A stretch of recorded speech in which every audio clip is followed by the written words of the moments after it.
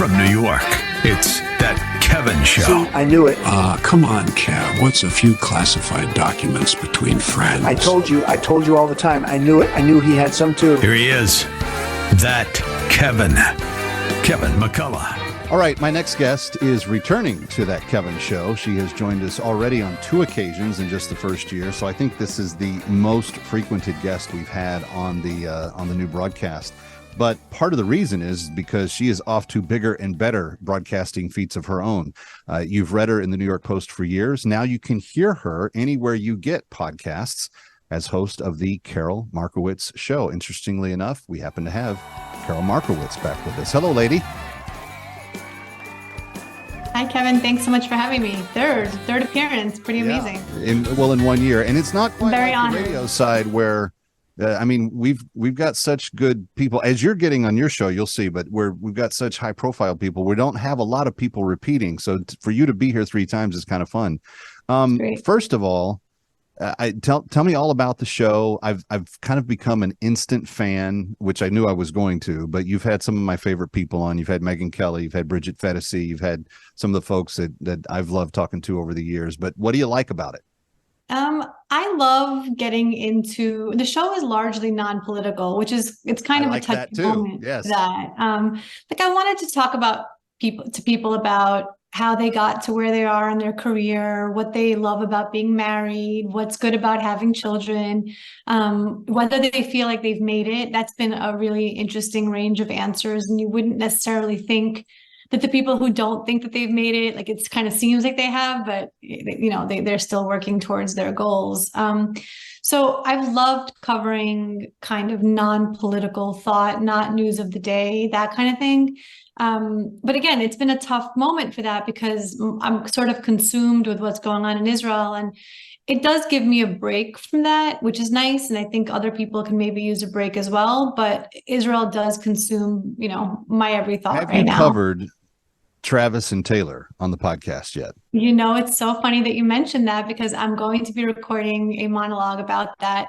I have some thoughts about why this is such a giant sensation. And it's partly because I have a 13-year-old daughter. I have a 7-year-old son. They've been on this story since before it really became a big story. Did you get to the Eras tour when it was in stadiums?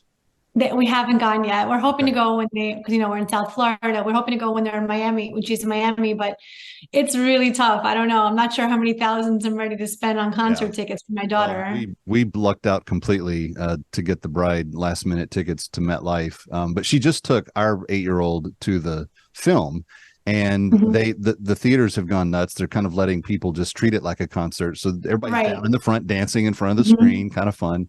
They're doing the friendship bracelets. They're doing all the other stuff. Yeah. The reason I ask that is because I think that consumers of media are in need of good stories. And you're familiar with what we're doing here with Assignment Desk Weekend and poking fun in different ways at things and trying, if we can bring more laughter to the conversation, Definitely. I think we'll not only create a better world, but we'll maybe engage more people and maybe, I don't know, convince people of more things instead of always just shooting a cannon straight at their face. Like You're absolutely right. I mean, how effective that's been.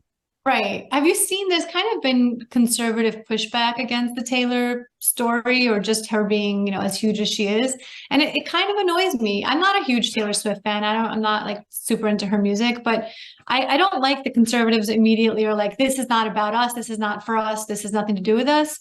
Where I see the Taylor Kelsey relationship as sort of the merging of red stateness into popular culture. I mean, well, Travis it is very much a merging of red state guy. Psycho industries for sure. I mean, you're talking about the NFL and entertainment and, some of the biggest people in each arena. Yeah. And we could do an entire show. In fact, when you do that show, have me on because I will give you a complete perspective on some of that stuff. I want to move on, though, to the more serious. And congrats, by the way, genuinely Thank happy. you. I want to open this next part of the conversation with this anecdote first. My bride and our families are friends outside of media. We get together, we socialize when we can. We live far apart. Yeah. We used to go to dinner. We used to have an annual double date, and we'd go to pick some nice place in the city and go together. We have been yogis for the last, I don't know, 4 or 5 years, since just around the COVID time. And I was not at the gym on the day that this happened, but about 3 days ago, one of our longtime yogi friends that's taken a lot of classes with us over 5 years, he happens to be Israeli. I don't know the background of his wife. I want to say she's European or maybe even Arab. I'm not sure, but she's not. I don't believe that she's Jewish by background. But they have practiced with us for a long time, and you kind of get to know everybody in class. My bride was going up the stairs. Avi was coming down the stairs, and he stopped dead in his tracks. He pointed at her and he said, "You." And my bride's going, what I do? Avi, what's the matter? He goes, no. He goes, what you and Kevin have been saying on social media. He goes, and he just came over and he just gave her a bear hug. I've had interactions. I've had 2 or 3 interactions. I'm going to try not to cry, but yes, it's been really hard. And I think it's been amazing to see people like you really step up and be tireless and fearless. I have to say, it's a really scary moment for Jews, and a lot of people that maybe Jews thought would stand with them are not. I am sort of blessed to have people like you in my life, where I feel like my social media has largely been a reflection of pro-Israel and pro-Jewish thoughts. And I know when I say that, there's nothing anti-Palestinian there for me. I would love to see Palestinians live a normal life without Hamas and get to have a future. And while they support Hamas, while they celebrate the atrocities that happen in Israel, they have no future. So I feel very lucky for you and for many others who have been fantastic and have made a difficult time a lot better. I wasn't looking for praise out of that. What I wanted to ask, but you are, you're amazing. Thank you. What I wanted to ask though was, for those people that are like me, I'm an evangelical, but I've been to Israel 3 times. I love Israel. I love the Jewish people. Our faith is fed from your faith. Very tied. Yeah. There's a connection here that I think is undeniable. I think it's been better for conservative Jews like me, because the conservatives are generally sane and normal and understand that the barbarianism that we saw that Saturday is something that comes for all of us. They did not ask them, hey, are you Jewish? Are you Jewish? Are you Jewish? They killed plenty of non-Jews also. And the idea that, it's not coming for all of us is it's naive.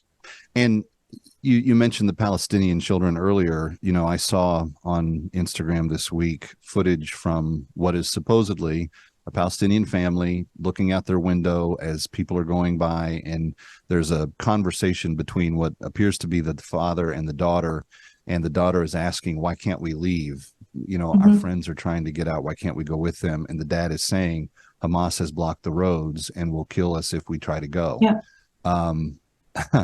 If they're willing to do that to their own people. Exactly. If they're willing to, skin the belly of a pregnant woman so that her baby shows through the membrane. I mean, I cannot believe the stuff that I have forced myself to watch over the last 3 weeks. And I would use the term Christian very loosely. And when I see stuff like that, because it's like, not only do you not know your own history, you don't know world history. There's been 3 Jewish states in this land. There's never been a Palestinian state. Ready or not, we'll be right back. That Kevin.